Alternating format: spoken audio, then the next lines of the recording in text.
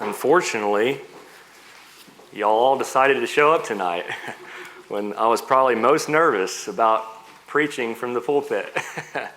Some of you don't know, but last Wednesday night I preached on chapter 2 of the Song of Solomon, and I disclosed that nobody wanted chapter 4, and I begrudgingly, out of necessity, had to claim it so that we could complete the book, or else it just wasn't going to get done, I guess. And so the reason why, well, you'll find out. If you thought last night, there was one sister that last Wednesday night my wife asked her afterward, because it was, of the nature of the subject, it was something we don't talk about a lot, and she said, "What did you think of the sermon?" And this sister said, "Well, it got pretty warm. I had to get my fan halfway through." And so I'd get your fan out again, because it's not going to get a lot cooler in chapter 4. But we're going to try to do the best we can to make this as digestible as possible. And I think it will be just that. I had Brother Ed read through my entire sermon, because I was just wanting to be extra sure that this was appropriate. And he said it was. And my wife listened to it as well. So I got 2 check marks. But what we're going to do is we're going to go through this outline. And what we'll look at first is we'll read the passage, the whole chapter. We'll look at the structure of the poetry. I think when you're talking about poetry, the structure, how it's arranged, is so important. And so I think that's a good practice each time that I'll look at the structure. And then the text, we're not going to go verse by verse, but we will go section by section of the verses, and we'll look at some of the specific verses, hit the key points. And then we'll look at some application. There I'll have a little fill in the blank to tease you as to some of the applications we'll draw from this. And I'm trying to establish what the text says and what it means first, so that we make the right applications and we're not just making it say whatever we want it to say. Okay, well, let's just get right into the text. And as last time, I've color-coded these verses so that you know whenever the beloved, who is the man, the husband, when he's talking, it's blue. Whenever the Shulamite, when she's talking, it's pink. And you're going to notice that now, last time it was from the female's perspective, the woman's perspective primarily, which most of the song is. But this chapter, and I think maybe it's chapter 7, are both from the beloved's perspective primarily. So it's mostly in blue. And then there's one verse at the very end that's in black, and that's a color I've chosen for the daughters of Jerusalem as they kind of sing in response to this conversation and what's all going on. Okay, well, let's get to reading, and I'm going to read from the ESV, at least tonight. "Behold, you are beautiful, my love. Behold, you are beautiful. Your eyes are doves behind your veil. Your hair is like a flock of goats leaping down the slopes of Gilead. Your teeth are like a flock of shorn ewes that have come up from the washing, all of which bear twins, and not one among them has lost its young. Your lips are like scarlet thread, and your mouth is lovely. Your cheeks are like halves of a pomegranate behind your veil. Your neck is like the Tower of David, built in rows of stone. On it hang 1,000 shields, and all of them shields of warriors. Your 2 breasts are like 2 fawns, twins of a gazelle that graze among the lilies. Until the day breeze and the shadows flee, I will go away to the mountain of myrrh and the hill of frankincense. You are altogether beautiful, my love. There is no flaw in you. Come with me from Lebanon, my bride. Come with me from Lebanon. Depart from the peak of Amana, from the peak of Senir and Hermon, from the dens of lions, from the mountains of leopards. You have captivated my heart, my sister, my bride. You have captivated my heart with one glance of your eyes, with one jewel of your necklace. How beautiful is your love, my sister, my bride. How much better is your love than wine, and the fragrance of your oils than any spice. Your lips drip nectar, my bride. Honey and milk are under your tongue. The fragrance of your garments is like the fragrance of Lebanon. A garden locked is my sister, my bride, a spring locked, a fountain sealed. Your shoots are an orchard of pomegranates with all choicest fruits, henna with nard and saffron, calamus and cinnamon, with all trees of frankincense, myrrh and aloes, with all choice spices. A garden fountain, a well of living water, and flowing streams from Lebanon." This is now the Shulamite. "Awake, O north wind, and come, O south wind, blow up my garden. Let its spices flow. Let my beloved come to his garden and eat its choicest fruits." And then the beloved says, "I came to my garden, my sister, my bride. I gathered with my myrrh, with my spice. I ate my honeycomb with my honey. I drank my wine with my milk." And then finally, I've deduced that it's the daughters of Jerusalem that says this. They sing in response, "Eat, friends, drink, and be drunk with love." And that ends this particular section. This is all one unit, and we'll treat it that way. Now, if all that was confusing to you, don't worry, it was confusing to me too. And if that horrifying picture that I put up at the beginning and everybody was looking at, if that's alarming to you and that's part of what confuses you, well, we'll try to bring some clarity to exactly what all this is describing and some dignity as well, so that we can just teach what the text says. Now let's talk about the structure, like I said. The arrangement of this unit. And before we do that, I just want to review what the Song of Solomon is about. If you haven't been here, some of you haven't, this is just a review. This is what I've determined. This is, I think, what we as teachers that are teaching through this have agreed. The Song of Solomon is a song about the sanctified love of a husband and a wife. And up to this point, there is, in the commentaries, among scholars, disagreement over whether the first 3 chapters are really about a husband and wife, or whether it's about a dating relationship or a courtship. Everybody agrees that chapter 4 is about marriage, because it's pretty clear what's going on. This cannot possibly be courtship within the Judeo-Christian ethic. And so this is a song about the sanctified love of a husband and a wife. And as we look at the shape of how the poetry is arranged, now I don't expect any of y'all hardly to be able to read this. You're not supposed to read it. You're supposed to look at the shape of the scriptures and the verses. By way of reference, the black verses at the very top, that's verses 1 through 7, and that's just a description of the physical appearance of the Shulamite as described by the beloved. Verse 8 through 15 is in blue there, the next step down, and you'll notice it parallels chapter 5, verse 1, which is the other blue part separate from it. When you're reading the song, you'll notice some repetitions and parallels. And this is what's happening. It's building up, or building inward, if in this diagram at least, to a climax. And the climax is in verse 16 of chapter 4, the last verse, and then chapter 5, the first verse. And they both say, "Let my beloved come into his garden and eat." And then the beloved says, "I've come into my garden and eaten." That's what it's all building up to. And if you look at the study packet that I handed out prior to this whole study, you can get a bigger, blown up version of this diagram, how it kind of comes all the way down to this center point of the song. And that's what this is. It's the center of the song, these verses, chapter 4, verse 16, and chapter 5, verse 1, which is a repetition back to back, one from the Shulamite, one from the beloved. And interestingly, if you look at some of the commentators, and they've taken time to calculate the lines, how many lines make up the song, and one commentator named Tom Gledhill calculated that there are 111 lines within the song that build up to verses 4:16 and 5:1, and 111 lines that after that center point. This is literally the center of the song. Now, there's different calculations. Douglas O'Donnell calculated 200 lines. I don't know how they're calculating their lines, but they have different numbers, but essentially they all come to the same thing, that this is the center of the song, however you calculate the exact number of lines. So that's the point I'm trying to get at, is that this is the center of the song. It all builds up to a PG-13 scene. And I say that because it's not an R scene. It's not restricted. I appreciate this comment by Philip Ryken. He says, "Unlike our own culture, which usually brings sex way too far out in the open, the Song of Songs takes us right to the edge. We get close enough to sense the breathtaking beauty of sexual love and covenant marriage, and then the groom gently shuts the door and his bride pulls down the shade." And that's kind of where we're left. It gives us enough to know what's going on, but it doesn't quite blow the cover, I guess, if you want to put it that way. And so this is a description of God's design for sexuality within marriage. The children are not going to understand a lot of these images, but the adults and the young adults, they can certainly understand. But if you want to know how important the sexual relationship is to a healthy marriage, God put it at the very center of the only book in the whole Bible that's about marriage.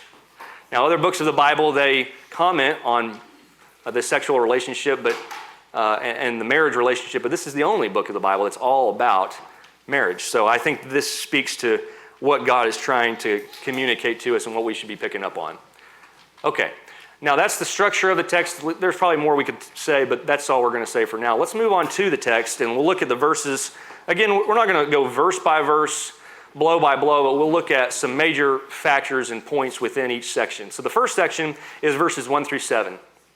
And if you wanted to, I suppose you could take a pencil and you could draw a little line after verse 7, and that would be the first section. And in this section, the beloved, he gives a head-to-toe description, really a head-to-top of the torso description of his beloved. And in these verses, you can see where this type of thing happens several times in the song. It happens in chapter 5. The Shulamite describes her beloved, but 3 times it happens where the beloved describes his wife, the Shulamite. And this is one of those occurrences. This is actually the first of these types of descriptions. Now there's that horrifying image that we looked at, and if you were to take the literal description of how he describes his beloved, or the Shulamite, his love, then that's what you get. I asked ChatGPT very specifically to be as literal as possible and render this woman. And of course, I think I've not heard a single person that spoke highly of this image. So you wonder, well, how is he getting away with this? Does he really think he's going to win this woman this way? Well, anyways, we'll get to that in just a second, but this is what he does. He starts with her eyes, and he literally works head to toe. He starts from the top, and he works down, describing to her in affirming words, really, the beauty of her. I know that's hard to see right now, but that's what he's doing. He's working from the top down. And when you pay attention, you have to look past the literal image that's being used, because it's not meant to be taken literally. There's something about each one of these symbols that is bringing out a quality of this woman. Okay, so for example, her hair, her eyes are like doves. Well, not literally like that picture demonstrates, but there's something about doves that demonstrate gentleness and loveliness. And that's probably what he's describing. Now, there's some interpretation here, but you can try to find what is the quality about a dove that would be complementary to a woman. And those are a couple of qualities that I think are quite appropriate. Her hair was like a flock of goats going down the hills of Gilead. And from a distance, if you saw that scene of this flowing flock, it would be a lot like hair. So she has some long, beautiful hair is what he's saying. Long and flowy. Her teeth, that was one of the funniest ones. Her teeth she's got a full rack of teeth, basically. And they're all white and all American twins, meaning she's not missing a single tooth. And back in, I suppose, a day with dentistry not being so common, this is probably a rare woman. She's got some nice dentures or something. Either way, she's got some nice teeth. She's got lips that are scarlet thread, which just means they're red. I feel like that's probably the easiest symbol there. They're red. Her cheeks are rosy and probably round, like a pomegranate is round. And so, not literally, but the rosiness of her cheeks is beautiful. Her neck, this is probably the most bizarre. When I said the teeth was, her neck is like a Tower of David with shields of warriors around it. And someone asked me, one of the kids said, is that the Tower of Babel on her neck? Well, that's what it looks like if you rendered it literally, but it's not meant to signify a stony wall, but a couple of features possibly. She has a lot of necklaces, and they protect her neck like shields would around a tower. I think that's probably the most likely signification there. The other is that she probably has a longer neck. And so, I guess it depends on who you are, but a lot of people, that's a sign of elegance in a woman, particularly in that day probably. And so there's that. And then it says her breasts are like 2 fawns, twins of a gazelle, and I'll let you do your homework. You can decide what that's talking about. But that's a literal rendition if you took all of that quite literally. As far as what that last image made me think of, Proverbs chapter 5 and verse 18, it says, let your fountain, talking about marriage, be blessed and rejoice in the wife of your youth, a lovely deer, a graceful doe. Let her breast fill you at all times with delight, be intoxicated always in her love. Brother Ed told me that he's read this verse many times in sermons, and I never have, not tried to avoid it necessarily, but it's just simply talking about the joy of the love between a husband and wife and using some specific descriptions. Now, I would caution any of you young men of using chapter 4 of Song of Solomon, verses 1 through 5, to woo some young lady, because I don't think that those symbols are going to have quite the impact that they did in the days of Solomon. So you can imagine some guy coming up to a girl and saying, wow, your teeth are like sheep. And man, that neck, it's like a fortress I saw at a Renaissance festival, man. And of course, that would probably not get you a phone number. So again, they're not meant to be taken at face value, but see past the image for what it represents. There, I was a little slow, but that's what you're actually supposed to see. Now that's just an AI rendered picture, but generally, this is the beautiful woman that he's describing. There's some things about this that aren't accurate to the text, like she's a lot more wealthy, it would appear, than this woman who works in the vineyards and is probably more agriculture. She was complaining about her skin being too dark from working out in the sun and so forth. But regardless, that's an idea at least of what he's describing. And also about her description, notice that there are 7 things specifically that he lists there, if you added up all those things. Now, I don't think that's an accident, because in chapter 7 and verse 4, he will draw attention to her nose. And he'll make an interesting comment about her nose. Well, he skips right over the nose in his head-to-toe assessment in this chapter. I don't think it's an accident. He's trying to restrict his description to 7 features, because in the Bible, if you did not know this, 7 is a very symbolic number of completeness and perfection. And I could give you over 100 examples, I think very easily, of the Bible where that number is used in that way. And so it seems like by skipping the nose, he is purposefully making a list of 7 to show you are perfect. That's the point. She is at least to him, she's perfect. He even comes out and says that in verse 7, so I think this is without doubt what he's doing. You are altogether beautiful, my love. There's no flaw in you.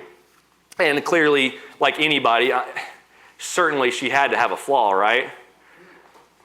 But to him, she was without flaw. He was using all his words to say that she's a 7 out of 7. Now, today we say it's a 10 out of 10. But he's saying she's a 7 out of 7. And the word behold that starts all of this just adds to this effect. At the very beginning verse, he said, behold. Well, you can think of that in today's terms. He's saying, wow. That's what it means. Wow. There is no flaw in you. And he just describes her from head to toe. And you got to think that she's walking pretty tall after all this. She's feeling pretty good.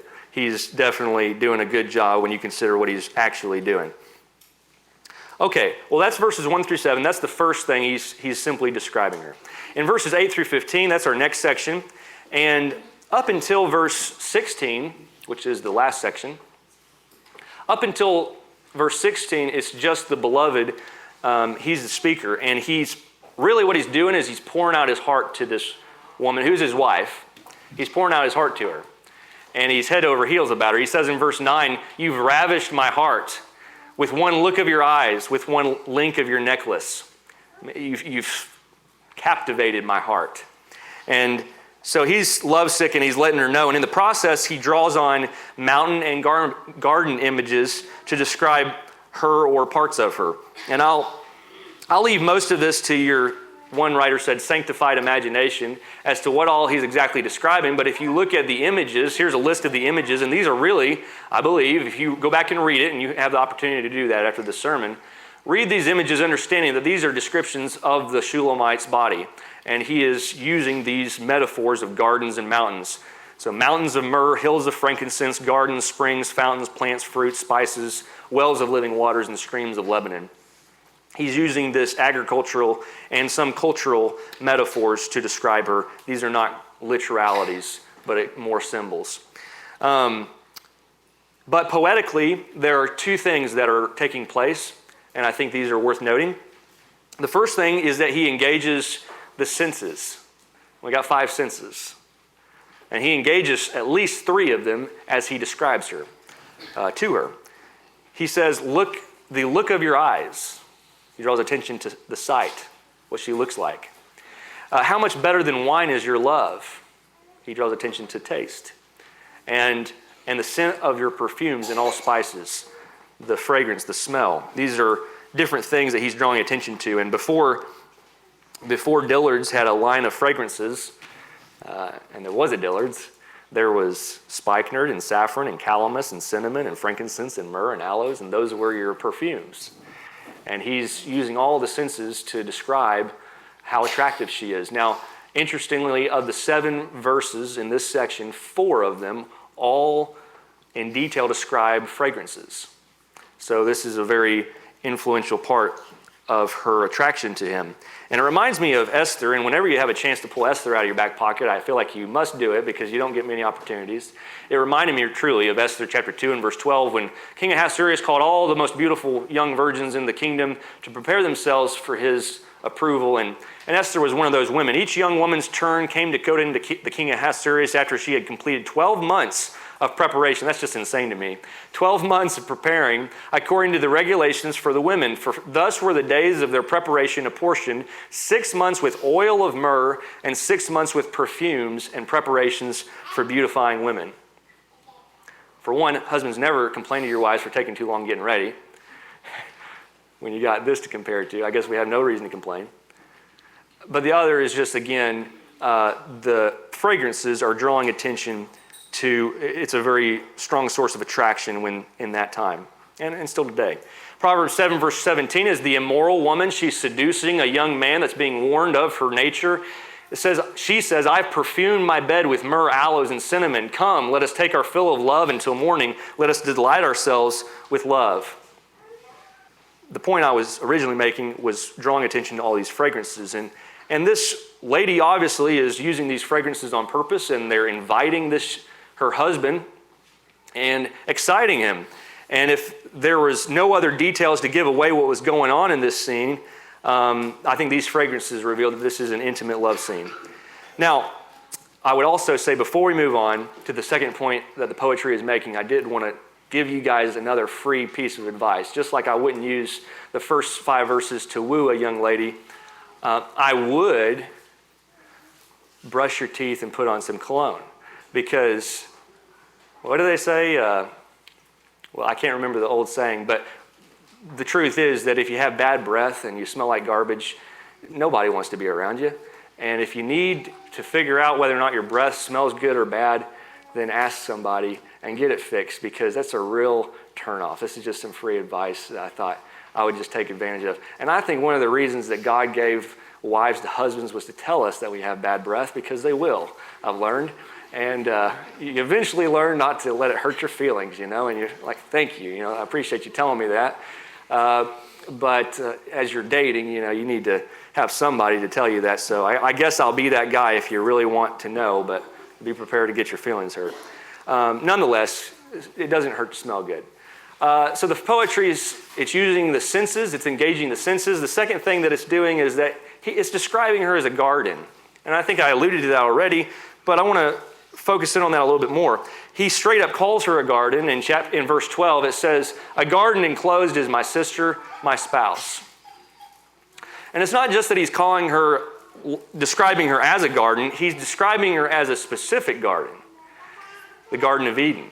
And he uses some language that indicates this. In verse 11, he says, your lips drip nectar, my bride, honey and milk are under your tongue.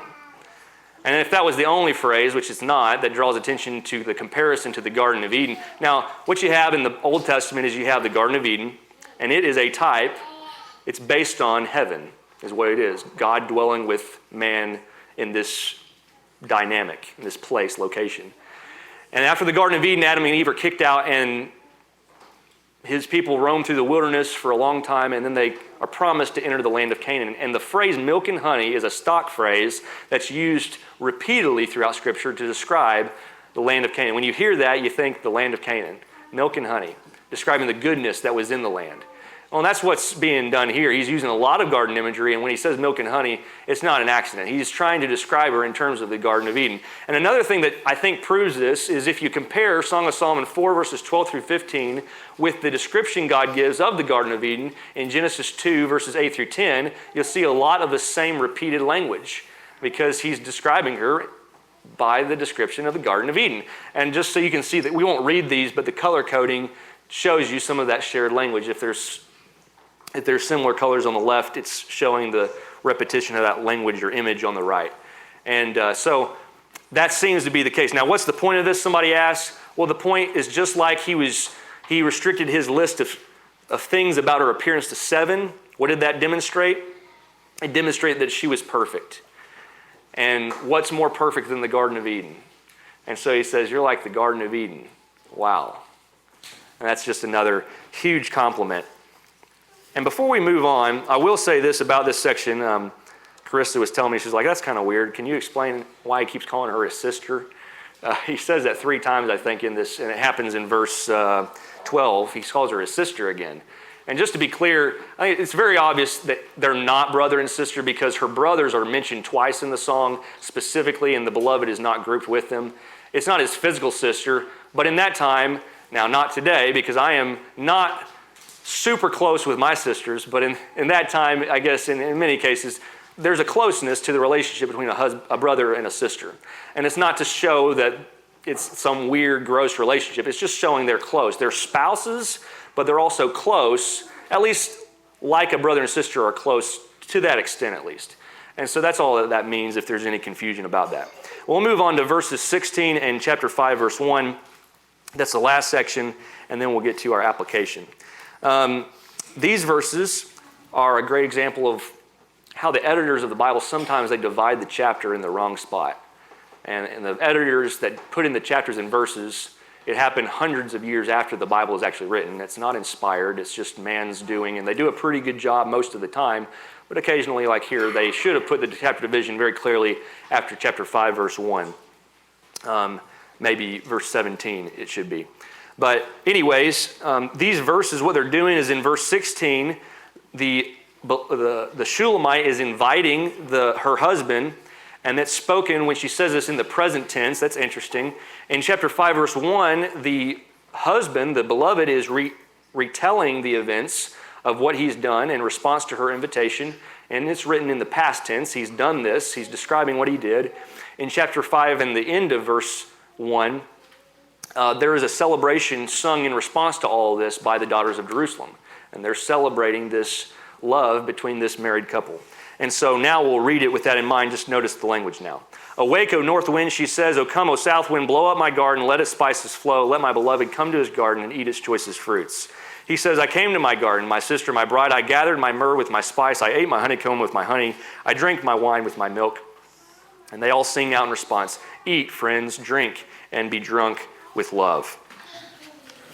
I'll leave all of that, again, to your sanctified imagination, but what's being described here is basically the same thing as is being described in these verses. And all of these are very clearly sexual scenes within the song. There's nothing shameful about that within the context of marriage, and so there's certainly no reason to blush about this, but nonetheless, that's what's happening. Now, that's all the analysis, and some of you are probably listening and you may not be interested in any of that. But it's important to go through that so we know we're making the right application. And so let's go to the application. Let's see what all this means practically for married people and for single people. Well, the first thing I think we need to understand is that this is something that took me a long time to figure out what I should believe about this. Physical attraction is important. And what I mean that it took me a while to figure this out is because for a long time as a young man, I prioritized mainly physical attraction. I dated girls because I thought that they were very pretty.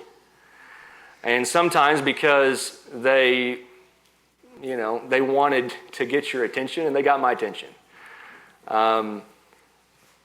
All that made me question, maybe I shouldn't be so, when I finally woke up, I'm like, maybe I should go for somebody that's ugly, And then what you realize is, no, physical attraction is important. If you read this song, the husband, the beloved, is very attracted to his wife. And so that's not the problem. The problem is when you make that the primary, most important thing. And when you do that, your eyes will make you do things that you really shouldn't be doing and never would have been doing if you hadn't made that the most important thing. But nonetheless, it is important, and so God's not telling you to just marry someone despite what they look like, Just wait for somebody that's attractive and is godly and the spiritual woman that you need. Now, I prayed to God that He would give me a godly wife. I finally changed my methods, and I said, God, give me a godly wife. And it just turned out that he gave me a really beautiful wife too. And y'all, I don't care what y'all think about her because I think that she's beautiful. And she is. So that's the thing to remember. Physical attraction is important. It's just not the most important thing or even the main thing. Okay, number 2. Sex is good and it's beautiful. And I talked about this in chapter 2, last sermon. But I want to draw attention to this again and just make one more observation that I maybe didn't make before. Before marriage, Satan tries to get you to have sex when you shouldn't. And after you're married, he tries to get you to stop having sex when you should be. And that's his methods. Now, Satan will use many methods to do that. There are things like hate in a marriage relationship, selfishness, insecurities, physical disabilities that come with age and illness. Sometimes you can't avoid these things. Abuse, pornography, infidelity. There's probably other things that I've not mentioned that Satan uses to get a wedge in between the husband and wife and to destroy the physical relationship of marriage.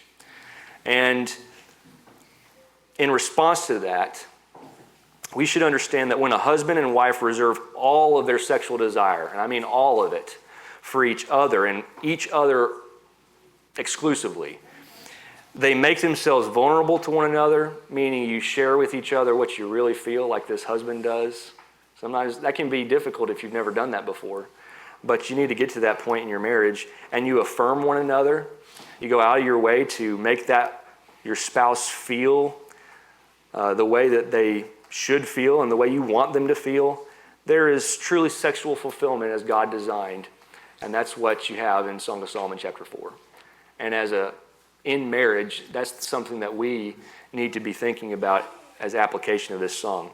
And in the audience, notice the daughters of Jerusalem. In chapter 5, verse 1, it says, they say, "Eat, friends, drink, and be drunk with love." So they're celebrating the physical relationship between this husband and wife. And if this song really is God presenting his ideal for marriage and how we should view marriage and the sexual relationship, then this is God telling us you need to celebrate it within its proper context, of course, and recognize that this is good, it's holy, it's sanctified by God, and this is the time and the place. Number 3, sex is good and beautiful, but it's also a unifying act.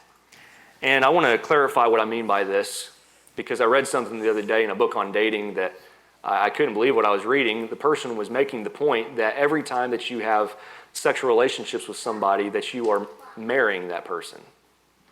It was bizarre. I never heard this before. But then I found out through conversation that other people have heard this as well, and it can be confusing. It can also be quite of a guilt trip if you think that you've been married to 50 different people and somehow just been unfaithful in all these different marriages, of course.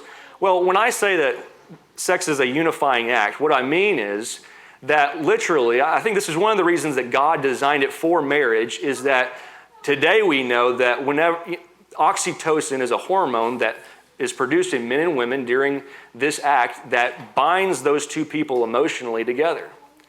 And that's just something that happens. And so you build this bond with somebody that you're married to, ideally, you're supposed to be, and that helps y'all to feel closer together, and that's why God, one of the reasons he put this in marriage. Now there's other reasons too. And that's all I'm saying, is that it unifies you and bonds you to that person. Now, it's a unifying act that was meant specifically for the union of marriage.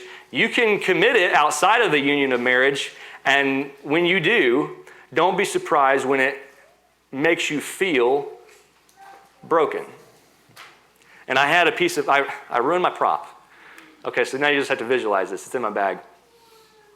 I had two pieces of paper, and I used super glue, and I glued them together. And what I was going to do is I was going to try to tear those two pieces of paper apart. And when you do that, of course, it just rips the paper. And that's what happens every time you have a sexual relationship with somebody, and then you just move on, is it breaks you a little bit. And it is true, don't get me wrong, you can heal from that. It takes a lot of work, and some people never do because they don't confront what has to be confronted and dig up all the emotions that have to be dug up that they're burying because they don't want to admit that this really is something that God never intended me to do in the first place, was to sleep with a bunch of different people I'm not married to. But this is just what it does to you. And that's why God put it within marriage. Now, the word my occurs 20 times in chapter 4 and chapter 5, verse 1 of the Song of Solomon. Now, the reason that's significant is because of 1 Corinthians chapter 7 and verse 4. Read this with me. For the wife does not have authority over her own body, but the husband does. Likewise, the husband does not have authority over his own body, but the wife does. Now, what that's not saying is it's not saying that a husband can tell his wife to do whatever he wants her to do, no matter how comfortable or uncomfortable she is with it. That's not what it's saying. What that is saying is that when you get married, you are no longer yourself, just you. You are now one flesh with another person, and what you do with your body now matters. It's not just your body. It's y'all's body. And the husband has authority over the wife's body, and the wife has authority over the husband's body. It's 50-50 or 100 and 100, however you want to look at it. But as I was saying before, the word my occurs 20 times in this section, 9 times in chapter 5 and verse 1 when the beloved's talking to her. That's the most of any one verse in the Hebrew Bible. I thought that was interesting because he's trying to demonstrate this is a unifying act. It's specifically talking about this act, and it's showing joint possession, mutual possession. Now, Philip Ryken notes in his commentary how that single people should never act, and I agree. They should never act or think that someone else's body belongs to them that they're not married to. And that's true. And if you're a girl, I want you to hear this. If you're a girl and there's a boy that ever treats you like your body belongs to them and they tell you to do things that you're not comfortable doing, you need to leave them immediately because your body does not belong to them. Your body belongs to God. And if you're a boy and you ever treat a girl like that, it makes me so mad, the things that I hear that boys in the church do to girls in the church. It makes me sick. Treating girls like you own them is not right. So this is a unifying act, and we're not just talking about the actual act of sex. We're talking about everything leading up to that. That is reserved for the marriage bed. This is something that unifies two people in ways that was never meant to be outside of marriage. And when you look at how the world talks about the sexual relationship, they talk about it as if it's just a biological act. They talk about it as if it's just something that we're animals out here and we get hungry and we've got to feed ourselves. And you got to do this every so often just to live and exist. But one of the things that you'll find is if you look in the histories of mankind, no one ever died for not having sex. People have died for a lot of reasons, but that's not one of them. And just as much as people might say, and TV shows teach this a lot today. That's why half the TV shows out there are just garbage, because they demonstrate that you've got to have this. We're all animals and you've got to have it every so often. No. And I'm living proof of that. I'll just let you know. I'm probably more qualified than anybody to teach you about how you can exist without this thing for 31 years. You can do it. Now, it's difficult, but you can do it. The positive side of this is that, like I said before, sex can physically, chemically, spiritually, and emotionally bring a husband and a wife together. Now, if that's all you have is the physical relationship, it's not going to bring you very close together. There's obviously more to it than that. But that's what God designed it to do. And then in Genesis chapter 2 and verse 24, it's not just describing the sexual relationship, but it's definitely including that when it says, "Therefore a man shall leave his father and mother and be joined to his wife, and they shall become one flesh." You are joined together. That means to be glued together. And that's part of what this act that God gave for the marriage union was meant to do, a unifying act. So physical attraction is important. Sex is good and beautiful. It's a unifying act. And number 4, singleness does not make you second class. Now this is not directly from the text. But I was talking with Ed, and we agreed that this point needed to be made because, this is not just for married people. In fact, we said from the beginning that this is a book to the daughters of Jerusalem. This is God's book to young women about how to understand intimacy, love, and affection within marriage, and to wait till the time is right, as the phrase is 3 times. Everything that we're saying, I'm talking about to this point, has been about marriage, but that's for you single people and the married people.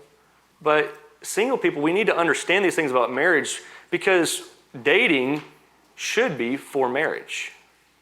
You should not just be dating people to have fun, because when you do that, that's when you bind yourself to people you shouldn't be bound to, and you tear it apart and you get broken. Dating is for marriage, and if you are somebody that is single and you have no prospects and you're thinking you will never get married, and maybe that's a real possibility, you will never get married. Maybe you've even made that decision. I want you to understand that that doesn't make you second class. The greatest man that ever lived was single. He never experienced sexual relationship. He was never married. Jesus was a virgin until he was 33 years old and crucified on the cross, and even after he resurrected and ascended to heaven. You think, okay, well, that was Jesus. Are you really kidding me now? You're using Jesus as an example? Well, John the Baptist was his cousin, and he also lived until he was in his early 30s, and he also was a virgin his entire life. He never experienced marriage or sexual relationship. He also proved, as being a non-divine person, that you can do it. And not only can you do it, these 2 men, the greatest man that ever lived and the greatest prophet of his time, both fulfilled God's will for their lives. That's the big thing I want you to focus on. They not only lived without these things, but they fulfilled God's will for their lives to the full potential. And I want you to notice a passage in 1 Corinthians chapter 7 with me at this point, because just because you're not married doesn't mean there's no hope, there's no purpose, and there's no role. And that's what I hear a lot of times, and you can feel that way. I've experienced that feeling. Even though you know it's not true when you're single and there's no prospects, you can experience that feeling, and you just got to you got to remember these things. Remember this, 1 Corinthians 7, verse 6.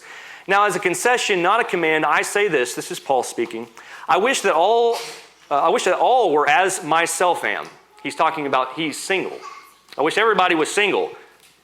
Listen, but each has his own gift from God, one of one kind and one of another. To the unmarried and the widows, I say that it's good for them to remain single as I am. But if they can't exercise self-control, they should marry, for it's better to marry than to burn with passion. Now listen to me, because this could be taken the wrong way. Paul is not trying to, in all circumstances, discourage marriage and encourage singleness. If you keep reading this context, in verse 26, he'll talk about the present distress. And he's specifically talking about a period of intense persecution for Christians. And there's something about being married in which it's easier to maintain your fidelity to Christ when you don't have somebody that can be used against you in a persecution situation. In that situation, he's saying, I wish everybody was like me right now, because it'll be better for your faith when you're persecuted. But you can take the principles that he does say here, and you can think about them and apply them appropriately in situations that don't involve persecution. Notice in verse 32, he says this, I want you to be free from anxieties. The unmarried man is anxious about the things of the Lord, how to please the Lord, but the married man is anxious about worldly things, how to please his wife. Now, this is true also, even outside of persecution. I mean, it's true. When you are single, you have more time and more focus to be able to devote to the Lord's work. And that's just the truth. If you don't realize that, get married. And then I've also heard, if you don't realize that, have kids.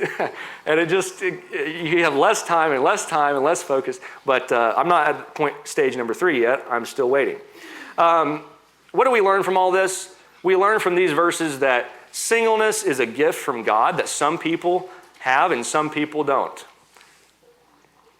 I'm not saying that it's necessarily something supernatural that he pours down from heaven, but whatever, God instills in us different natural gifts, and some of them is to exercise self-control more than others and to devote ourselves to the Lord's work. The other is that single people are able to focus more on how to please the Lord. That's what he says. Do the Lord's work. And so if you're single today,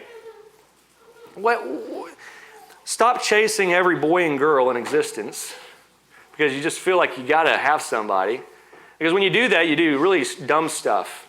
And you chase really dumb people because you're so hormone crazy. And, well, you just do dumb stuff. So don't do that. Be patient and be picky. Those are the two things. Now, I have an example from my own life, but before I do that, I saw this today, and I wanted to just show this to you. This is single guys in the church waiting for the one. Has nothing to do with what I was saying. I just wanted to show that to you. I thought looked like way too many friends I've had.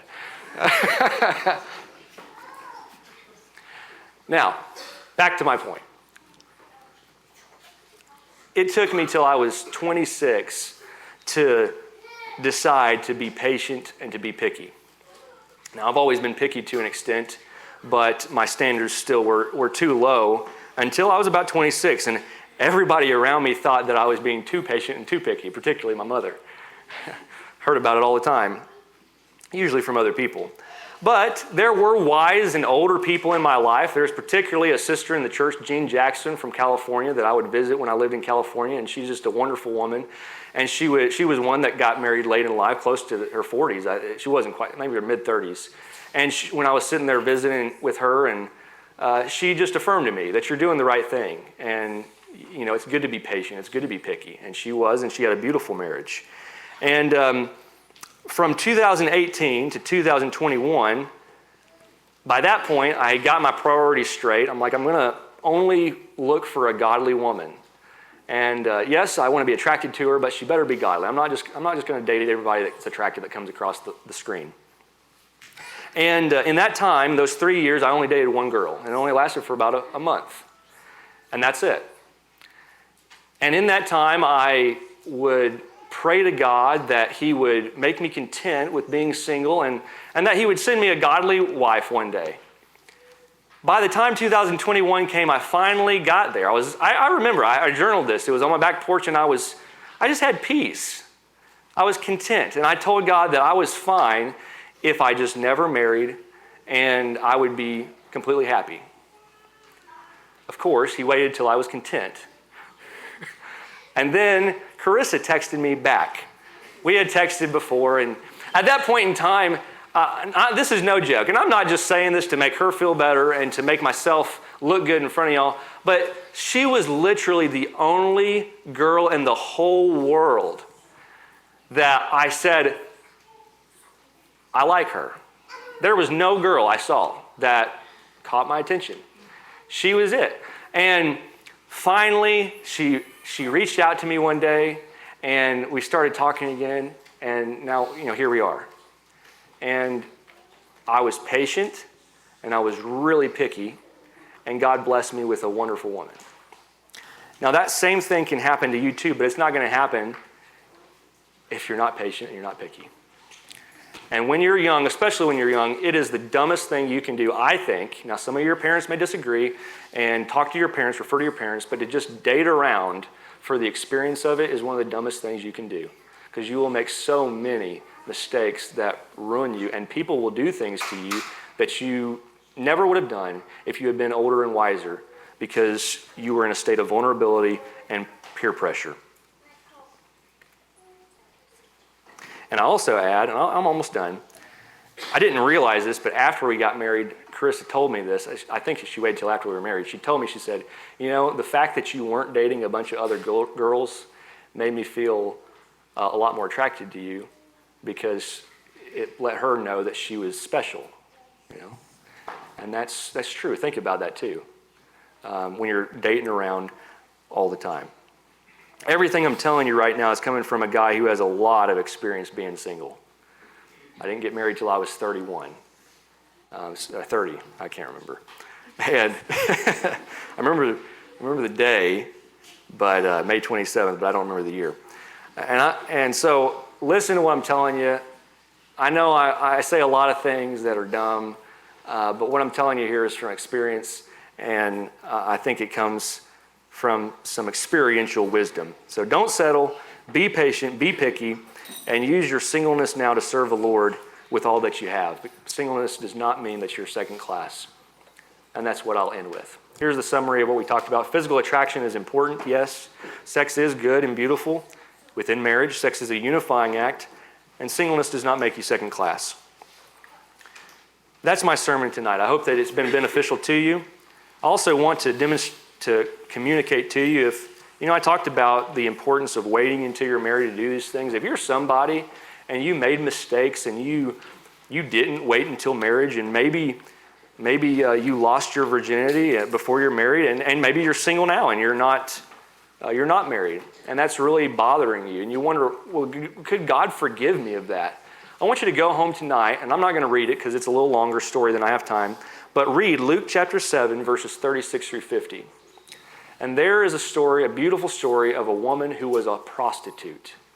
And she came into a dinner that Jesus was eating, and she bowed down at his feet and anointed his feet with oil. I think it was his feet. There's a couple of stories that are similar. And in that scene, everybody looked at Jesus and said, if you knew what kind of woman this was, you would not be letting her touch you. And Jesus just didn't listen to him. And he looked down to her and he said, you are forgiven. A prostitute. And I don't think anybody here is a prostitute. Maybe I'm wrong. But if God could forgive that woman, he can forgive you too. It'll take a lot of work to get through the bad psychology that you've created for yourself. It'll take a lot of work, but you can do it. And you need to understand that God forgives you. When you trust in him, assuming that you're a Christian, assuming that you've been washed in the blood of Christ. And if you're in him, if we confess our sins, he is faithful and just to forgive us our sins and to cleanse us from every bit of unrighteousness, no matter what it is.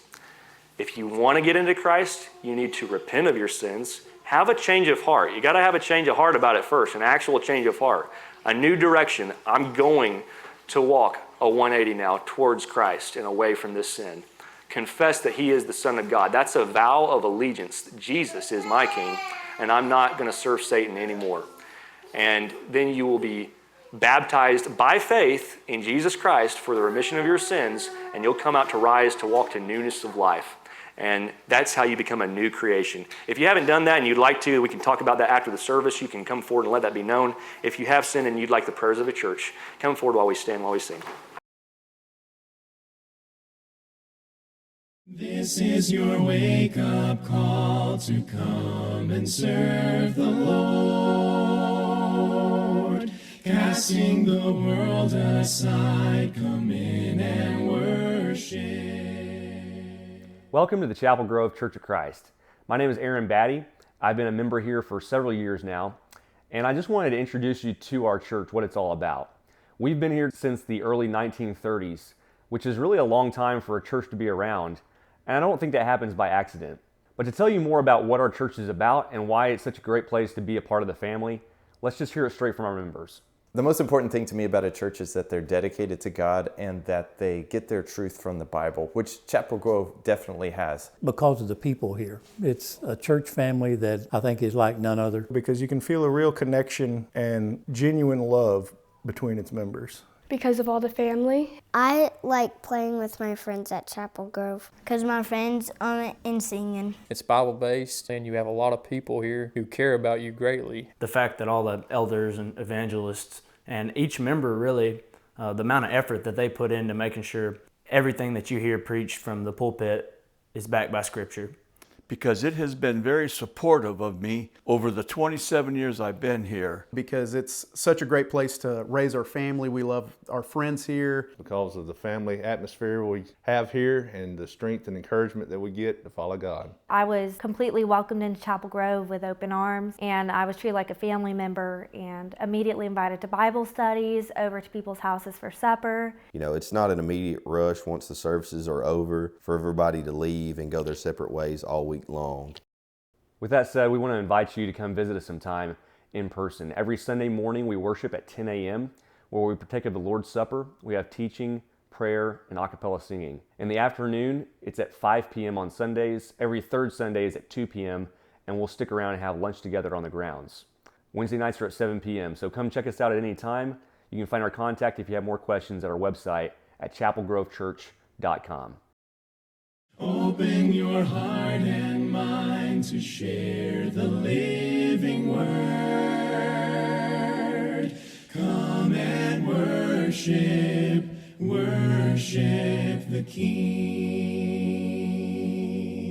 Gather together now, we come to serve you, Lord.